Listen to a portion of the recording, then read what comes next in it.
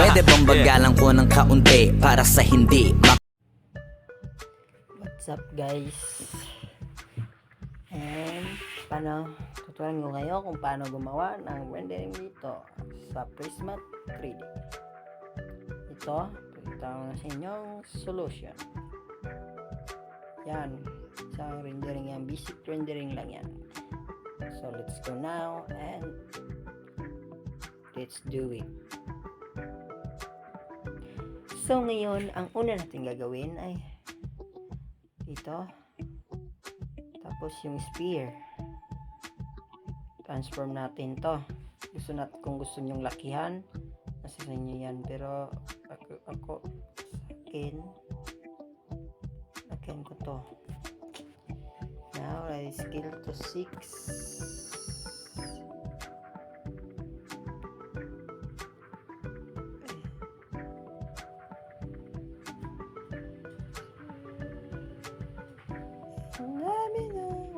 Yan.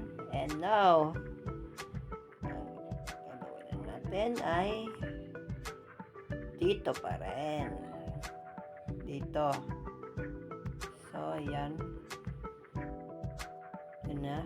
Yan yung natin. Like, na, camera muna na yung camera na yan. Camera. Gusto natin, lapit muna natin doon. Okay. Dito tayo mag-rendering. And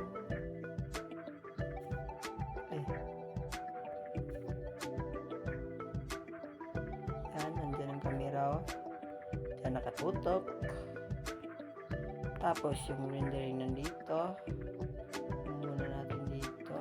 Ay, saan ito?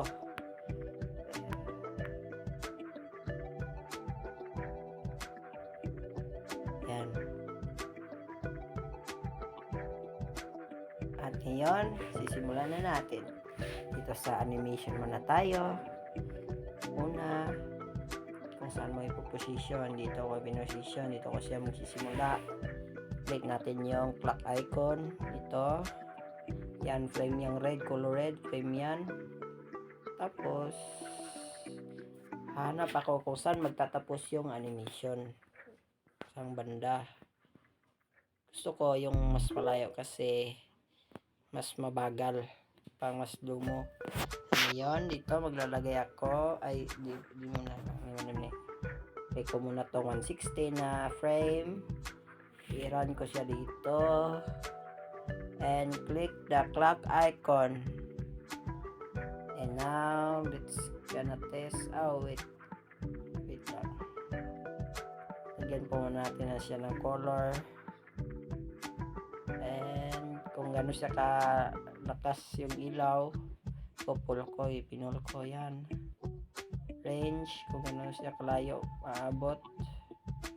Yun na yan. Try natin.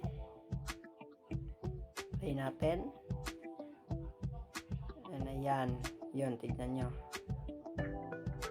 Kung nandito kayo, kung isi-save nyo na, wait lang, kung isi-save nyo na sa gallery nyo guys.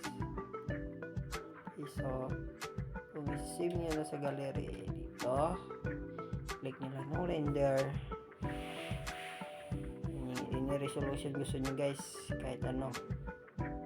Yan, image pa yung image nya, yung kinukuha nya yung image 70. Yan, tignan natin, i-play natin yun, no? Yun, kita mo yun. That's my rendering. Oh, good. And that's all. Thank you. Don't forget to subscribe. Click the notification bell for more videos. Bye bye.